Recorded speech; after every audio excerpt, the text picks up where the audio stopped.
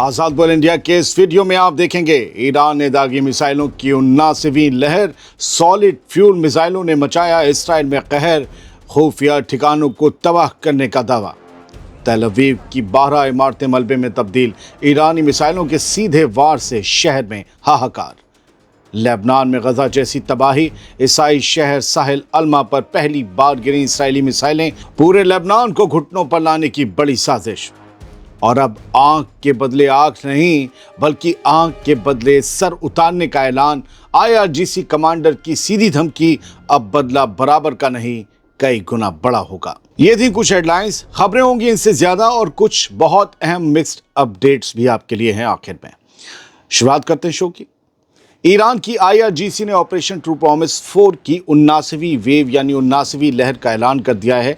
इस ताज़ा हमले में खैबर शिकन, इमाद और सेजुल जैसी एडवांस बैलिस्टिक मिसाइलें और ड्रोन्स का इस्तेमाल इसराइल के ऊपर किया गया, अमरीकी अड्डों पर भी। इस हमले में सेजुल मिसाइल का इस्तेमाल सबसे ज़्यादा चर्चा में है क्योंकि ये सॉलिड फ्यूल पर चलती है, जिसकी वजह से सैटेलाइट्स इसे पकड़ नहीं पाती। इसकी रेंज 2000 किलोमीटर है और 700 किलो का वॉरहेड ले जाने की ये ताकत रखती है, यानी 700 किलो बारूद, और जब वो गिरता है तो तबाही मचती है। IRGC का दावा है कि उसने तेल अवीव के नॉर्थ और सेंट्रल इलाकों में मौजूद इसराइली खुफिया ठिकानों यानी इंटेलिजेंस फैसिलिटीज़ को निशाना बनाया है। इसके अलावा रामत गन और नगबा के कॉमर्शियल और लॉजिस्टिक्स हब पर भी ज़बरदस्त वार किया गया है। साउथ इसराइल के शहर बेरशेवा में एक बड़े मिलिट्री और लॉजिस्टिक सेंटर को हिट किया गया है, ये ईरान का दावा है।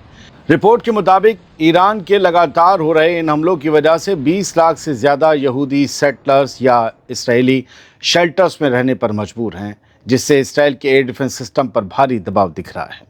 IRGC ने इल्ज़ाम लगाया है कि पेंटागन से जुड़ी मीडिया इन हमलों की तबाही को कम करके दिखाने की कोशिश कर रही है और ख़बरों को दबाया जा रहा है। ईरान का कहना है कि उनके वार सीधे अपने टारगेट पर लगे हैं, हमने तबाही मचाई है, लेकिन जो तस्वीरें आपके सामने आई हैं वो पूरी तबाही की नहीं हैं। अब दूसरी खबर इसी ज़मीन से जुड़ी है। इसराइल की दारुल हुकूमत तेल अवीव पर हुए ताज़ा मिसाइल हमले ने इसराइली शहर को बुरी तरह से ज़ख्मी कर दिया है। तेल अवीव नगर पालिका या तेल अवीव की म्यूनिसिपल कॉरपोरेशन ने तस्दीक की है कि ईरान की इस आखिरी मिसाइल बौछार ने, इस आखिरी लहर ने शहर की 12 बड़ी इमारतों पर ज़बरदस्त नुकसान पहुँचाया है। 9 गाड़ियों को पूरी तरह से मलबे में तब्दील कर दिया है। ईरान की फार्स न्यूज़ एजेंसी की 24 मार्च 2026 की रिपोर्ट के मुताबिक इस तबाही की वजह से 93 इसराइली फैमिलीज़ को फ़ौरन उनके घरों से निकालकर महफूज जगहों पर पहुंचाया गया, क्योंकि अब उनके घर रहने लायक नहीं हैं। इस जंग की शुरुआत से अब तक सिर्फ तेल अवीव में बेघर होने वालों की कुल तादाद 1500 तक पहुंच चुकी है। ईरान ने अपनी इन मिसाइलों में जिस तरह के भारी बारूद यानी एक्सप्लोजिव्स का इस्तेमाल किया है, उससे रिहायशी इलाकों में खौफ का माहौल है और लोग बंकरों में पनाह लेने को मजबूर हैं। ऐसा लगता है कि इसराइली अब अपने घरों में कम, बंकरों में ज़्यादा रह रहे हैं। ज़मीन के नीचे वो अपने आप को सेफ महसूस करते हैं। ईरान की एक अहम खबर है सर और आँख वाली, वो बाद में, लेकिन लेबनान की खबर देख लीजिए। लेबनान में इसराइल के हमलों ने आज गजा जैसी खौफनाक तबाही की याद ताज़ा कर दी है, जहां रिहायशी इलाकों और ईसाई शहरों को निशाना बनाकर ज़बरदस्त बर्बादी मचाई गई है। तस्वीरें आपके सामने हैं। 24 मार्च की शाम को ये तस्वीरें आई हैं और रिपोर्ट्स भी, जिनके मुताबिक इसराइल ने लेबनान के उन इलाकों में भी एयर स्ट्राइक्स की हैं जो अब तक इस जंग से महफूज माने जा रहे थे। खबर के मुताबिक बेरूत के नॉर्थ में मौजूद है एक जगह साहिल अल्मा। यहाँ पर ईसाइयों की बड़ी तादाद है, ईसाई शहर कहलाता है। यहाँ पहली बार इसराइली मिसाइलें गिरी हैं। इसराइल के हमलों के बाद ज़ोरदार धमाके हुए और इनके बाद पूरे शहर में धुएं का गुबार छा गया। हालांकि इस हमले में अब तक किसी के मारे जाने की इत्तला नहीं है, लेकिन इस ईसाई इलाके को निशाना बनाना ये साफ करता है कि अब लेबनान का कोई भी कोना, कोई भी तबका सेफ नहीं है। साउथ लेबनान में भारी तबाही मची है और वहाँ की तस्वीरें भी आई हैं।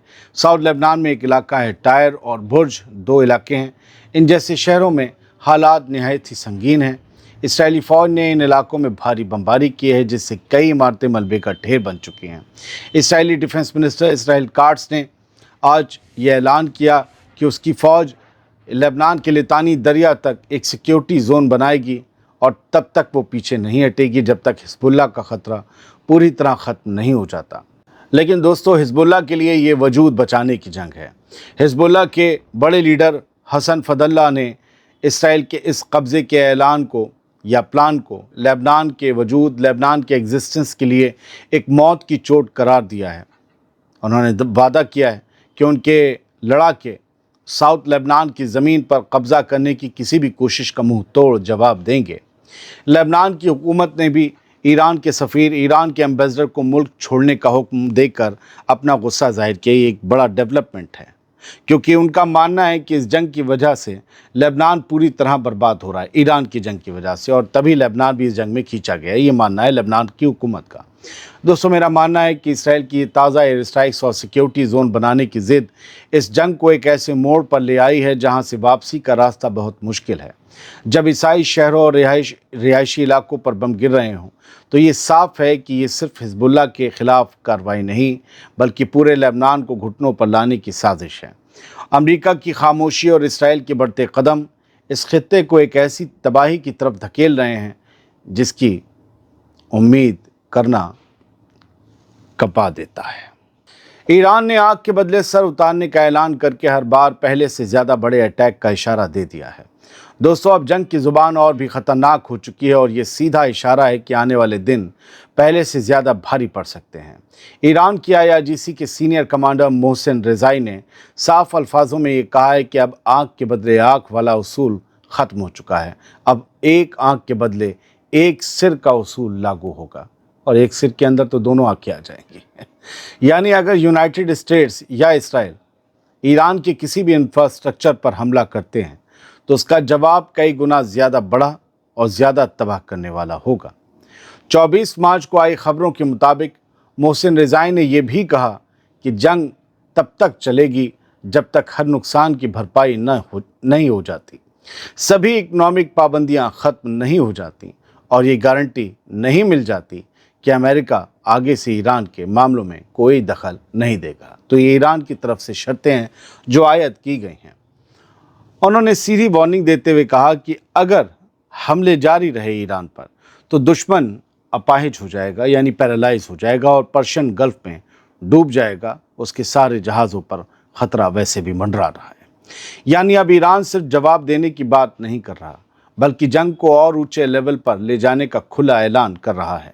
اب سب سے بڑا سوال یہی ہے کہ جب بدلے کا پیمانہ آگ سے سر تک پہنچ چکا ہے تو یہ جنگ کس حد تک جانے والی ہے، یہ سوچنا ضرور چاہیے۔